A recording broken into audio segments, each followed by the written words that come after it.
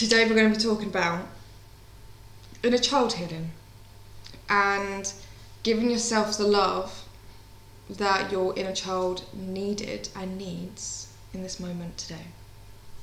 Now, before we get started, I'm going to just start off by saying that I'm not a licensed professional, and if you do need the support of somebody to help you to dive into maybe childhood PTSD or anything that has happened which has had a profound impact on your way of being and your way of living today, then definitely go seek out the support from somebody who is qualified in that area. Now, I speak from experience of my own healing journey here, things that I've read and things that have helped and that have impacted me on my journey. So I'm sharing it with you, and as I say, today is specifically about inner child healing. So again, I've got my handy little list, and before I get into it, make sure you do like, comment, subscribe, and just if you've got anything to say in the comments, and do put it in the comments because it may help somebody else on their journey as well. So let's get into it. Now, first of all, shield yourself from the people that are not good for you. Now, your inner child is delicate. They're so delicate. When you think of a baby, when you think of a child, and you think of that innocence in their eyes, and they don't know what's going on in the world, and they're following the lead of the people that they're surrounded by. So with that, if you, when you were a child, didn't have people that were healthy for you growing up, then just think of the impact that would have had on you. And right now, in this moment, you have a choice to begin to connect with those younger versions of yourself, to help you to transition through life now as an adult, but integrating those parts of yourself and helping those parts of yourself feel safe and seen and supported in the space now.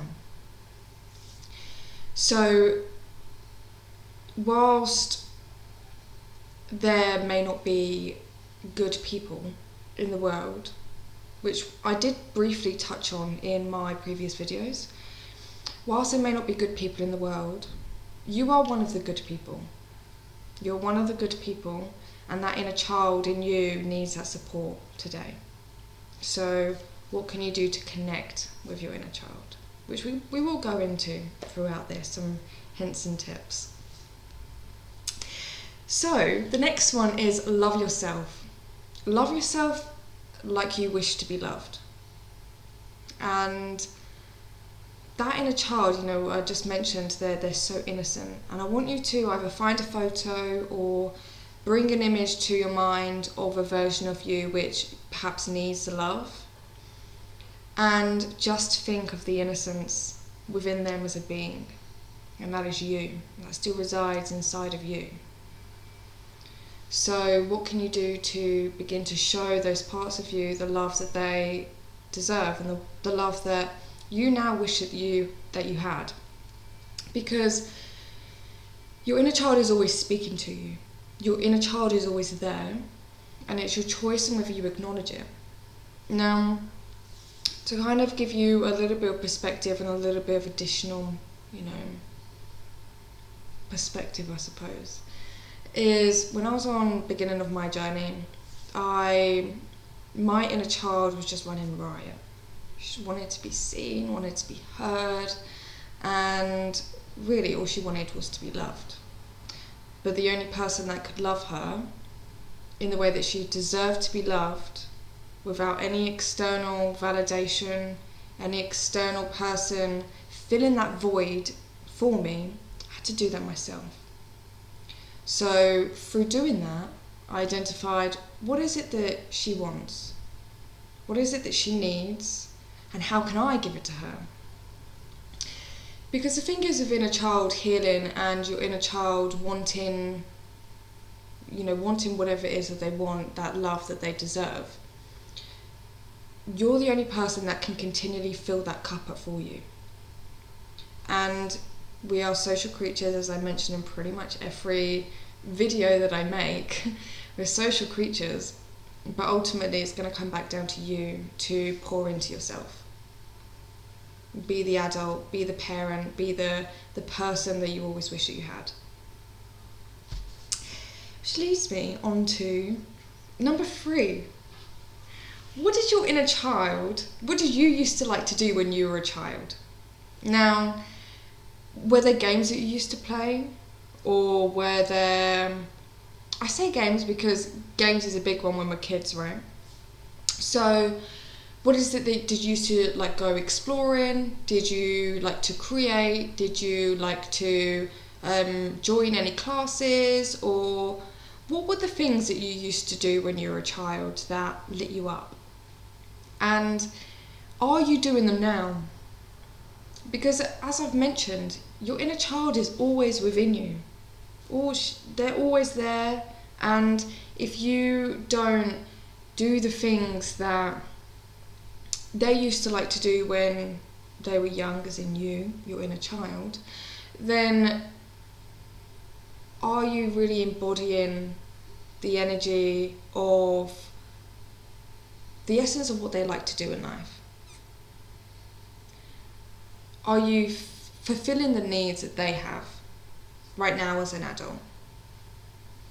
So what can you do to connect with the things that you used to like to do when you were a child, and how can you bring them into the present moment and expand and allow yourself the joy, allow yourself to be childlike, to enjoy just being without the responsibilities of an adult.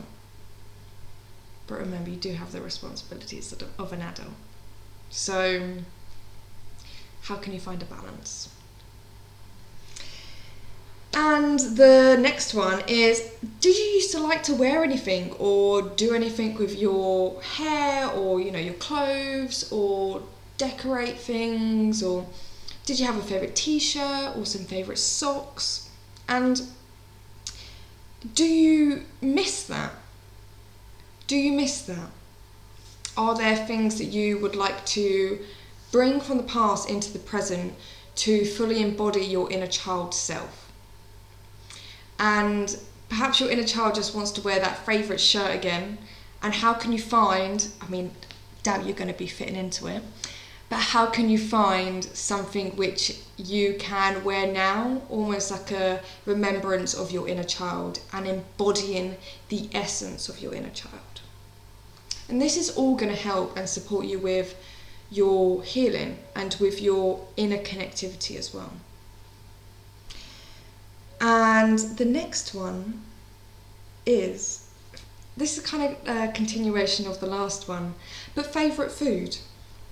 Did you have a favourite food when you were a child? And if so, what was it? And are you allowing yourself the pleasure and the joy of eating those favourite foods or favourite drinks? Now for me, it was tuna pasta bake, but I'm a vegan now. So the alternative is a chickpea pasta bake. However, even that, how can you connect with the things that you used to like to eat and to drink, and how can you bring that into the now and offer your inner child a space to enjoy life as it is right now? The next one is, I want to say, the most important one. And this one will profoundly affect your relationship with yourself, and in turn the relationships that you have with other people too. Which is, speak kindly to yourself. And it's really easy to say that, speak kindly to yourself, speak words of affirmations, and speak to yourself, how you wish that you were spoken to, etc., etc. But you are in your body all the time. You are the observer of your thoughts. And if those negative thoughts are just hammering down on you, and if you are listening and absorbing the projections of other people and speaking those words to yourself, it's not just the self that you're speaking to now, it's every version of you before that, which runs right back down to your inner child. And whether you have children, or perhaps you've got family members, or there's, if you were to speak to a child in the street, would you speak to any of those children the way that you speak to yourself? And I want you to really sit with that, because if you are really speaking to yourself in a way which is unkind, then what kind of impact do you think that has on yourself over time? And your inner child is a child, that energy still resides within you. So speak to yourself with kindness, and speak to yourself with love as well.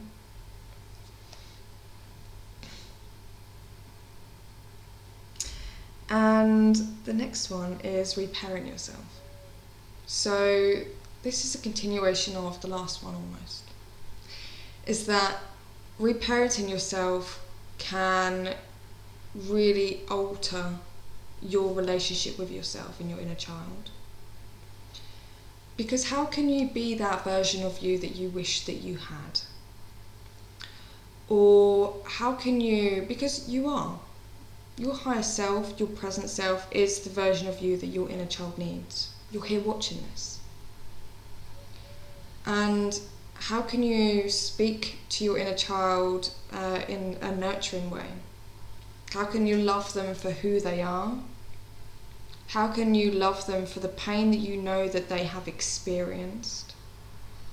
How can you offer acceptance and peace and cultivate a space of safety and just unconditional love for those parts of yourself? And that is mothering yourself and fathering yourself. So to mother yourself and to nurture yourself, but also to embody the elements of, okay, there's parts of you that need nurturing, there's parts of you that need loving and accepting, and there's parts of you that need discipline, and there's parts of you that need to be taught, and there's parts of you that need to be shown the way. So how can you embody both of these energies to reparent yourself and support yourself on your path? And speak to yourself with kindness as well. And the next one, I'm trying to find them, they're all kind of like muddled up here. They're not muddled up, but I can't read my own handwriting, so it appears that they're muddled up. And they're not. So the next one,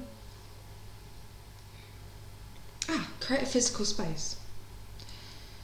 How can you create a space for your inner child to feel safe? Now, depending on your life circumstances, a physical space may not be possible, and I appreciate that. So in those circumstances, how can you offer yourself an energetic space? An energetic space of, in this space I feel safe, I am safe. And how can you look after yourself in those spaces? So in relation to a physical space, this could be your home, or a space in your home, or somewhere out in nature, or perhaps someone else's home, or anywhere where you feel safe and this is your safe space. Excuse me. So,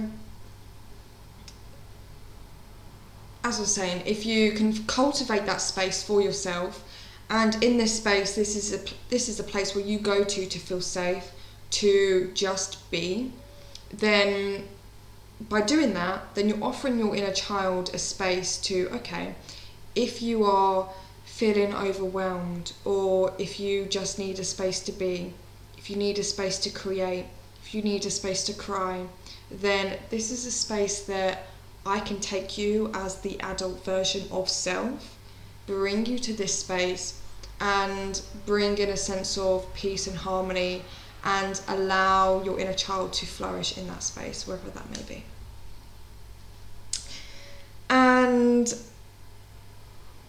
we're almost there actually. So the last one I'm going to use is find faith within yourself.